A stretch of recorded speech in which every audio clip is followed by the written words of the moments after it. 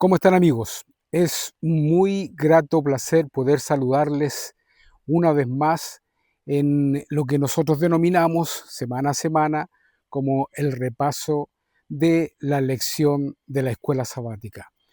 Como ya hemos mencionado anteriormente, estamos muy contentos de poder compartir con ustedes el resumen de la lección semanalmente y poder intercambiar algunas ideas, poder intercambiar algunos consejos, algunas opciones que la lección nos presenta a partir de la temática que semana a semana estamos analizando. Recordarles una vez más, estamos estudiando la guía de estudio que tiene por título Creciendo en nuestra relación con Dios. ¿M?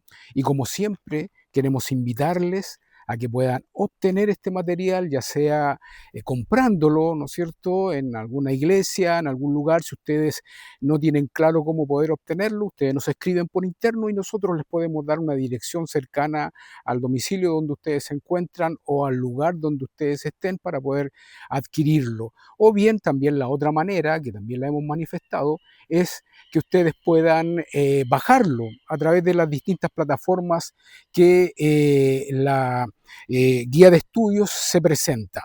Bueno, esta semana vamos a estudiar, o estamos estudiando, mejor dicho, un tema, yo diría, bastante relevante y que nos toca directamente la parte más sensible de cada uno de los seres humanos. ¿Y por qué digo? Porque el título ya nos sugiere algo. El título de la lección es Orgullo versus Humildad. El orgullo, y esto tenemos que reconocerlo, es uno de los pecados más sutiles y peligrosos que tenemos los seres humanos. ¿Y por qué es tan sutil y peligroso? Porque es difícil de detectar, no en los demás, sino que en uno mismo. De allí la complejidad. Miren lo que dice la lección, la guía de estudios para esta semana en relación precisamente a esto. Vamos ahí a leerlo textualmente. Dice, todos hemos conocido a personas sumamente orgullosas. Estamos todos de acuerdo en esto, ¿no es cierto? Mm. Y convencidas de que nunca se equivocan. Pero la verdadera pregunta es, ¿qué ocurre con cada uno de nosotros? Nos engañamos al señalar a los demás y al negarnos a reconocer el orgullo que existe en nuestra propia vida. Yo creo que aquí la lección en su parte introductoria les da, por así decirlo, el punto focal al problema. Efectivamente, todos nosotros conocemos, ya sea dentro del círculo de amigos, dentro del círculo, ¿no es cierto?, de nuestras familias, dentro del círculo de la iglesia, a personas que tienen una alta estima de sí misma. Y cuando yo hablo de alta estima de sí misma, me estoy refiriendo a personas que evidentemente les gusta resaltar lo que ellos hacen, lo que ellos dicen, la forma en que se conducen, etcétera, etcétera, por sobre los demás. ¿M? Sin embargo, lo difícil aquí en esta temática es analizarse cada uno desde el punto de vista personal. ¿Estoy yo cayendo en este problema? ¿Soy yo parte de aquellas personas? ¿Me ven a mí de la misma forma como yo estoy viendo a otros? ¿Mm? Y ese es el problema. La, el texto de memoria de esta semana, de alguna manera, nos da el enfoque correcto de cómo tratar el tema del orgullo. El texto se encuentra allí en Lucas, el capítulo 14, versículo 11, y dice así, porque cualquiera que se enaltece será humillado, y el que se humilla será enaltecido. Allí está la clave. ¿M? Si tú no tienes claridad respecto de si estás cayendo en este problema o no, pues entonces pide orientación al Señor. O, si quieres de manera más directa, consúltalo con tus amigos cercanos, que no te van a engañar, que no te van a mentir y que te van a decir efectivamente si tú estás teniendo o estás cayendo en esta problemática. Porque si es así, evidentemente que estás en un problema. O yo estoy en un problema. Porque aquí claramente el texto dice, el que se humilla será enaltecido, pero aquel que se enaltece, ¿qué pasará con él? Será humillado.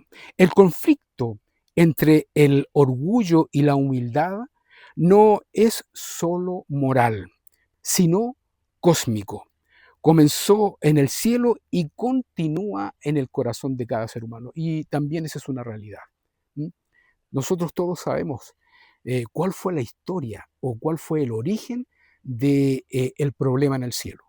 Y precisamente el origen que detonó, ¿no es cierto?, este conflicto cósmico en el que nos encontramos inmersos, partió por este problema, el orgullo.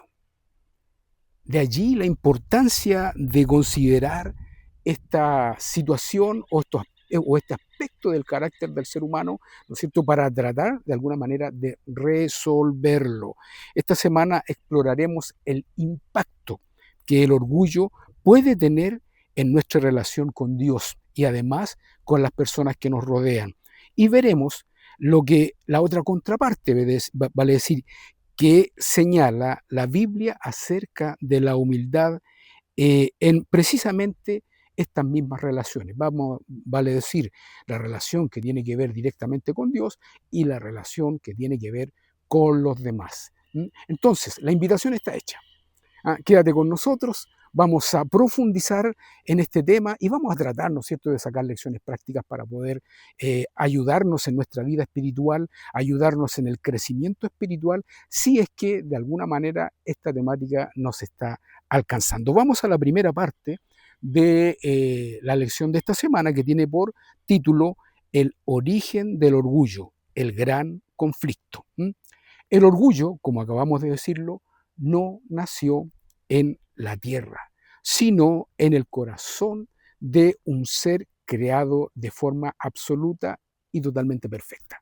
Veamos lo que dice la palabra del Señor en el libro registrado en el Antiguo Testamento, Isaías, capítulo 14, versículos 12 al 14. Miren lo que dice. ¿Cómo caíste del cielo, oh lucero, hijo de la mañana? Cortado fuiste por tierra, tú que debilitabas a las naciones, tú que decías en tu corazón, subiré al cielo, en lo alto, junto a las estrellas de Dios, levantaré mi trono, y en el monte del testimonio me sentaré. A los lados del norte, sobre las alturas de las nubes subiré, y, miren qué interesante esto, qué terrible diríamos mejor, y seré semejante al Altísimo. Allí está el origen del problema, que posteriormente, a raíz de la caída del ser humano, se trasladó, ¿no es cierto?, a la raza humana, a cada uno de nosotros. Y hoy día, cada uno de nosotros lleva en nuestros genes, en nuestra naturaleza, esta semilla del orgullo, del egoísmo, de querer siempre enaltecerse, tal como pretendió, ¿no es cierto?, hacerlo Luzbel, Lucifer, Satanás o serpiente antigua, como ustedes quieran llamarlo, y que le ocasionó su caída del cielo.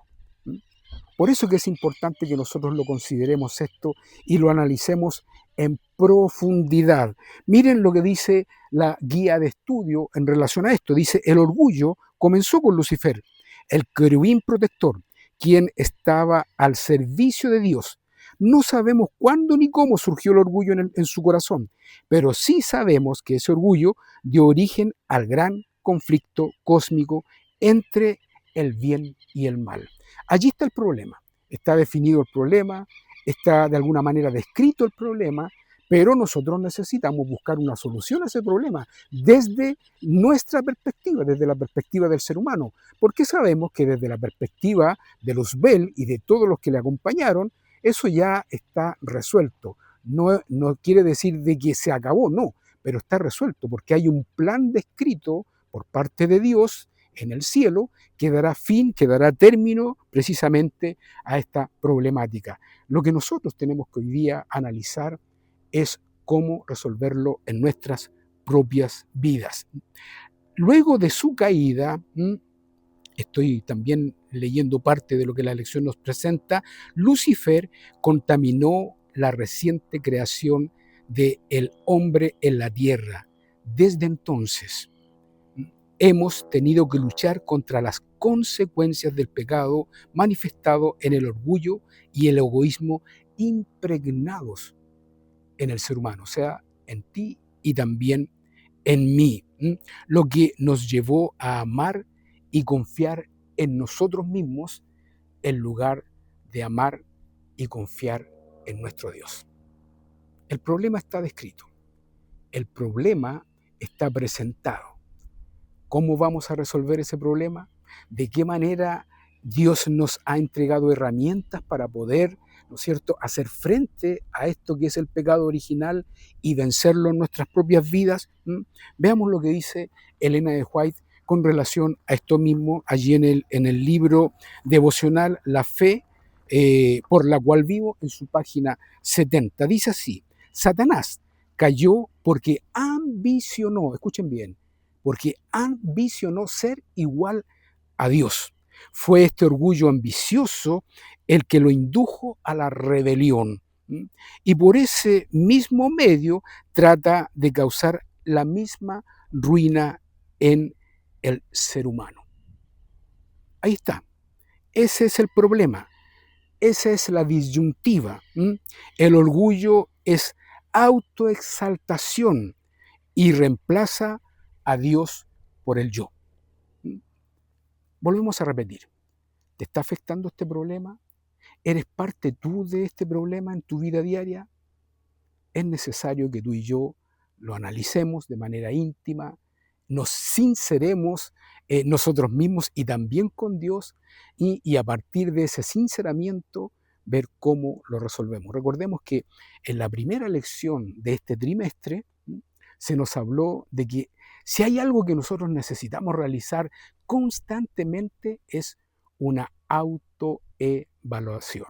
Y a partir de esa autoevaluación, tener un diagnóstico. Y el diagnóstico ya lo tenemos, ¿ok? Lo analizamos. El diagnóstico Dios ya lo tiene claro en tu vida y en mi vida. Definitivamente nosotros formamos parte de este problema. Y por lo tanto, como formamos parte de este problema, tenemos que acudir a Dios para ver cómo Dios nos aconseja y ver la forma en resolver esta situación. ¿Ok? Bueno, también analizamos parte de esos consejos que Dios nos da. ¿Se acuerdan lo que decía Apocalipsis? Te aconsejo que compres colirio, te aconsejo que compres vestiduras blancas, etc.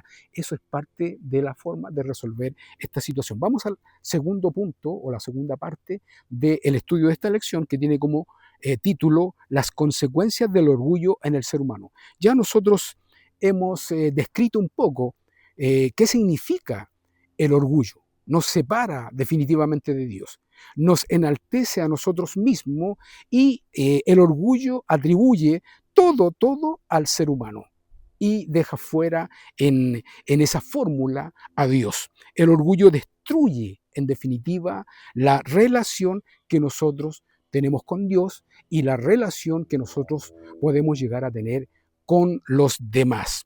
Veamos lo que dice Lucas, capítulo 18, versículos 10 al 14. Aquí se nos presenta una historia bastante interesante.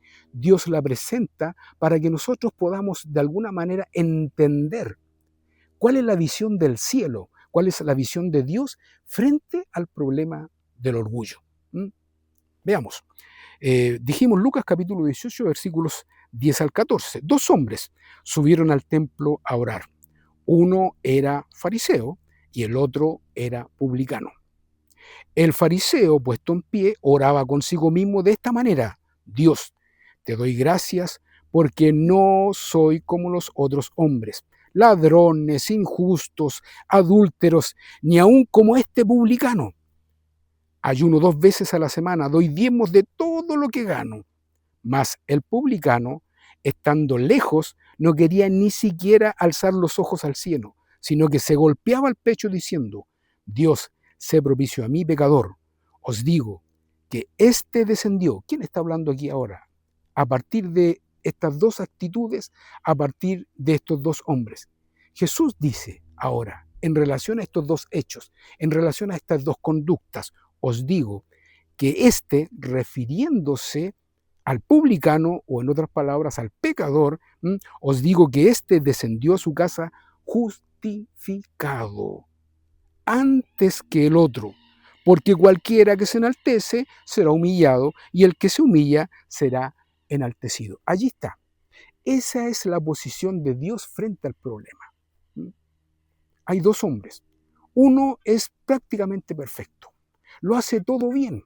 Va a la iglesia, devuelve los diezmos, participa en la acción misionera, gana almas, da buenas ofrendas. Es una persona intachable en la iglesia.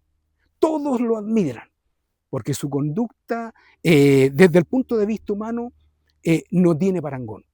Yo diría que es el tipo de persona que todos ambicionan tener en la iglesia. ¿Quién no quisiera tener una persona comprometida, una persona identificada, una persona que se entrega por entero a la obra?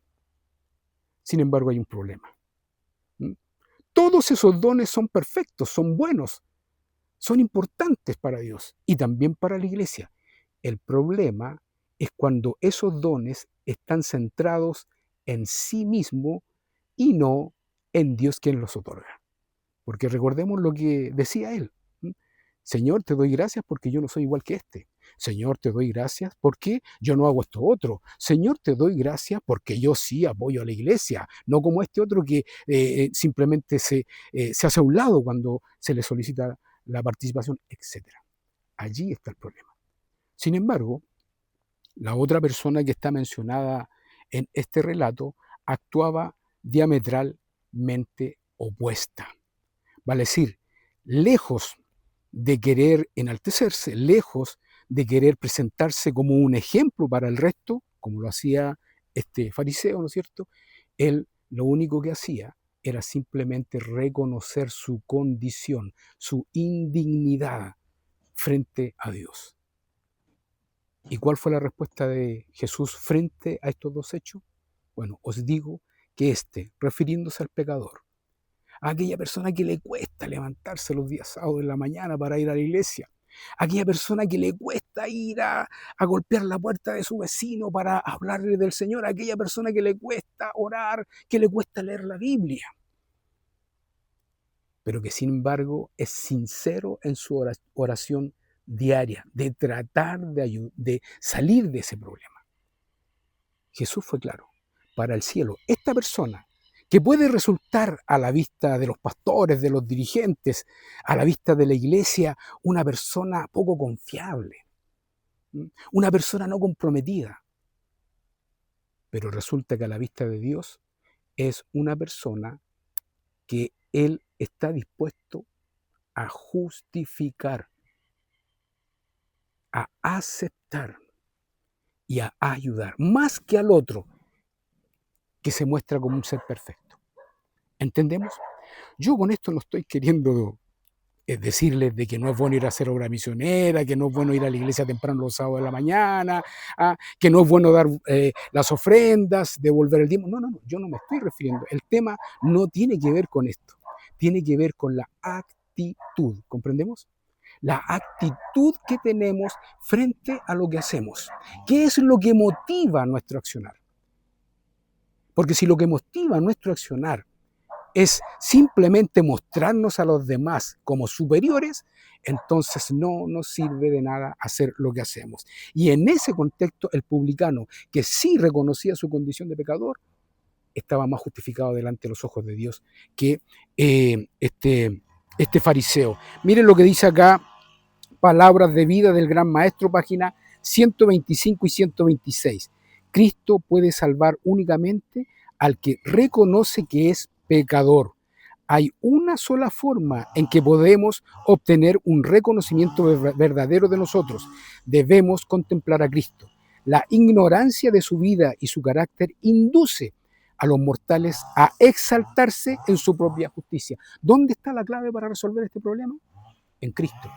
Si tú miras a Cristo, si tú ves cómo actuó Cristo en esta tierra, si tú ves los consejos que Cristo nos dio, entonces vas a encontrar la fórmula correcta de poder resolver tu problema de orgullo, ¿no es cierto?, en tu vida diaria. Es difícil, por supuesto, todo es difícil en la vida, pero no es imposible. La enseñanza que nos entrega el tema del orgullo. Primero, el orgullo produce autosuficiencia. genera conflicto, no solamente con Dios, sino que con los semejantes, y cierra nuestro corazón a Dios. ¿Está claro? Ahora, vamos a ir a la parte 3 de la lección de esta semana, que tiene por título El verdadero conocimiento propio, el fariseo y el publicano. Lo que acabamos de analizar, ahora lo vamos a analizar desde la otra perspectiva. En Lucas capítulo 18, versos 13 y 14, texto que ya analizamos, dice lo siguiente: Jesús revela el contraste entre orgullo y humildad. ¿De qué manera? Mas el publicano decía: Dios se propició a mí, pecador. Os digo que éste descendió a su casa justificado antes que el otro. Mire lo que dice la lección de esta semana. Cuando percibimos y reconocemos nuestro verdadero estado de pecaminosidad y nuestra desesperada necesidad de Cristo, podemos acercarnos a Él con la certeza de que si confesamos nuestros pecados, Dios es fiel y justo para perdonar nuestros pecados y limpiarnos de todo mal. Esto está en Primera de Juan capítulo 1, versículo 9. Allí está la clave, mi amigo y hermano. Allí está la fórmula para tratar de hacer de esto, que es un problema real en nuestras vidas, que todos los seres humanos los tenemos, pueda ser resuelto. O sea, en otras palabras, necesitamos entender de que solamente a partir del ejemplo de Cristo y de la forma en que aplicamos ese ejemplo a nuestra vida, podemos ir de alguna manera luchando con este cáncer que nos carcome por dentro. Mire lo que dice Elena G. de White en su libro devocional Nuestra elevada vocación, página 29. Dice: mire hacia arriba, usted que está en dificultades, reitero, mire hacia arriba, tentado y desanimado, mire hacia arriba. Siempre es seguro mirar hacia arriba. Mirar hacia arriba resulta provechoso, constructivo y victorioso. Pero mire lo que dice: mirar hacia abajo, es decir, hacia esta tierra, resulta fatal. Si usted tiene un problema y reconoce ese problema, mire hacia arriba. ¿Qué significa en el fondo? Bueno, vaya a Dios, convérselo con Dios, busque a Dios. Él le va a dar las fuerzas, el poder para poder resolver ese problema. ¿Cómo? ¿Cómo podemos lograr vencer el orgullo? Bueno, a través de la humildad, a través del reconocimiento y a través del perdón. Y Dios está dispuesto a darnos humildad. Dios está dispuesto, ¿no es cierto?, a que su accionar en nuestra vida permita que reconozcamos nuestro pecado, y por ende Dios está dispuesto a perdonarte a ti y a mí. Vamos a ir a la cuarta parte del estudio de esta semana, que nos presenta un ejemplo maravilloso. Lo estudiamos hace 2 trimestres atrás. El ejemplo de Moisés. Moisés como modelo de humildad. Miren lo que dice allí Hebreos capítulo 11, versículos 24 y 26.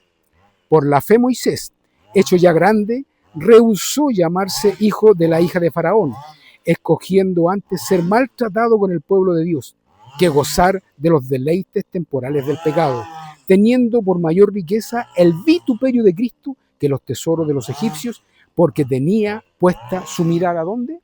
Tenía puesta su mirada en el galardón. Y es hacia allá donde nosotros tenemos que mirar, hacia el galardón.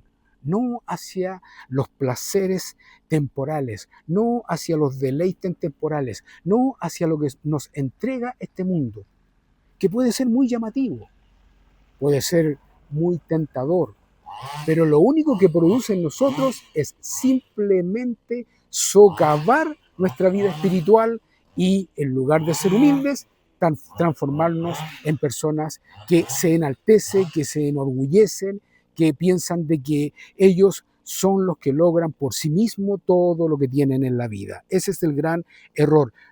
Sin embargo, Moisés nos plantea el contraste. Moisés nos plantea la diferencia. Los grandes salones del palacio egipcio presumían de opulencia, placer y comodidad. Su presente y futuro, refiriéndonos al presente y futuro de Moisés, estaban asegurados de por vida: poder, riqueza y popularidad. Pero Moisés eligió algo muy, muy distinto. Qué extraordinario. ¿Cuántas veces nosotros hemos tenido que decidir entre los beneficios que nos entrega este mundo y los beneficios que nos entrega el cielo? ¿Cuántas veces hemos tenido que decir no a un trabajo que podría darnos mucho económicamente, que nos podría dar estatus, que nos podría permitir tener alcance de bienes? Sin embargo, en contraste, para poder acceder a eso tenemos que pisotear la ley de Dios. ¿Cuántas veces el enemigo nos ha puesto en esa disyuntiva? ¿Cuál ha sido nuestra elección? ¿Qué has preferido tú? ¿Buscar el reino de Dios y su justicia? ¿O aceptar lo que el enemigo, a través de este mundo que es perecedero, te está ofreciendo? Allí está la disyuntiva, ¿no es cierto? Moisés, como acabamos de decir, eligió algo distinto. Miren lo que dice la guía de estudio. Moisés, uno de los grandes patriarcas de la Biblia, es conocido por su humildad y mansedumbre.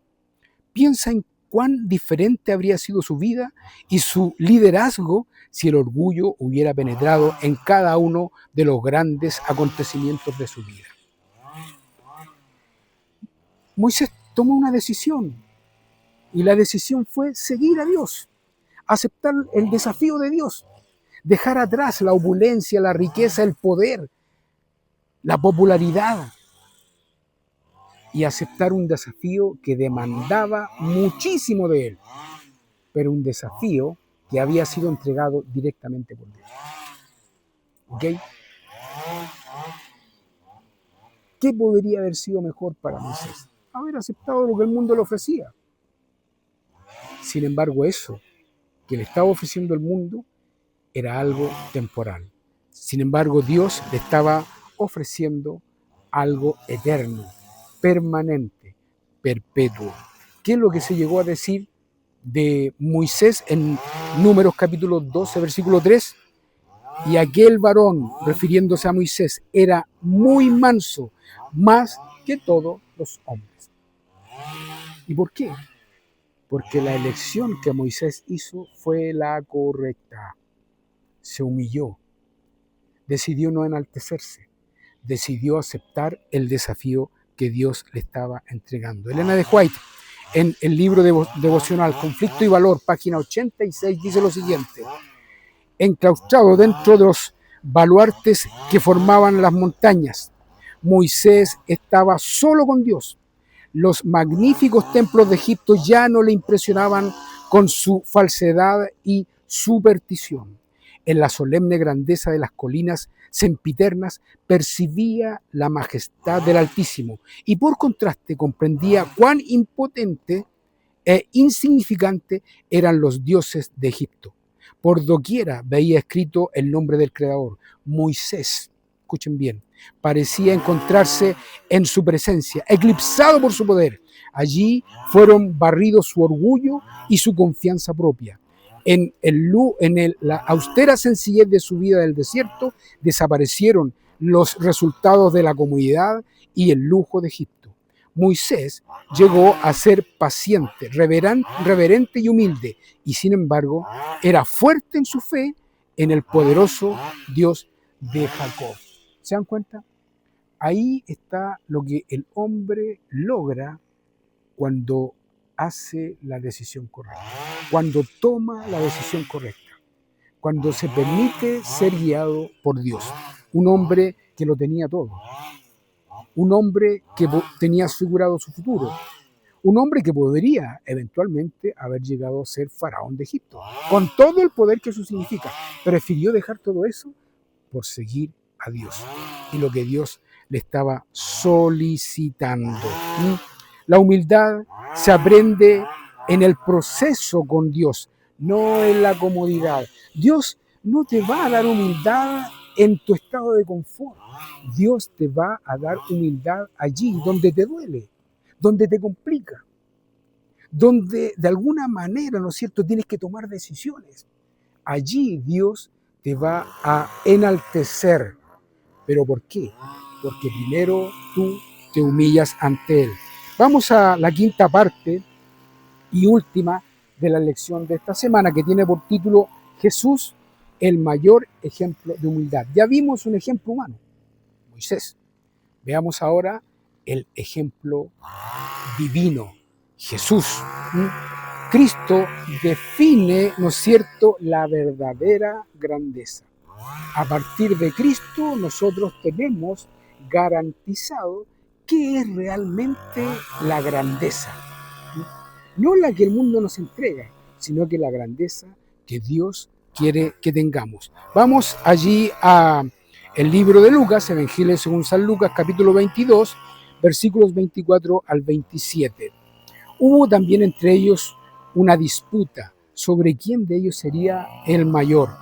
Pero él les dijo: los reyes de las naciones se enseñorean de ellas, y los que sobre ellas tienen autoridad son llamados bienhechores. Mas no así vosotros, sino sea el mayor entre de vosotros como el más joven, y el que dirige como el que sirve. Porque ¿cuál es mayor, el que se sienta a la mesa o el que sirve? ¿No es el que se sienta a la mesa? Y miren lo interesante que aquí le da a entender Jesús a sus discípulos. Mas yo estoy entre vosotros como el que sirve. Ahí está la diferencia. Dios, que es el Rey de Reyes y Señor de Señores, nos está mostrando el camino. Nos dice: mire, desde el punto de vista de los hombres, el que está sentado a la mesa es, ¿no es cierto?, el que merece todo.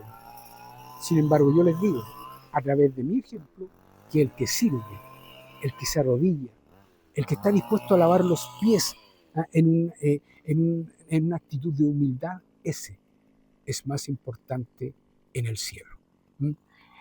Debemos de considerar siempre todos estos aspectos para de alguna manera nosotros en nuestra vida diaria ir tomando las decisiones correctas. La guía de estudio dice: después de todo el tiempo que había pasado con Jesús, ese tipo de debate es lo único que alguien no habría esperado, En lugar de estar felices y agradecidos por ser llamados, el orgullo se había apoderado de sus corazones y cada uno se creía superior a los demás.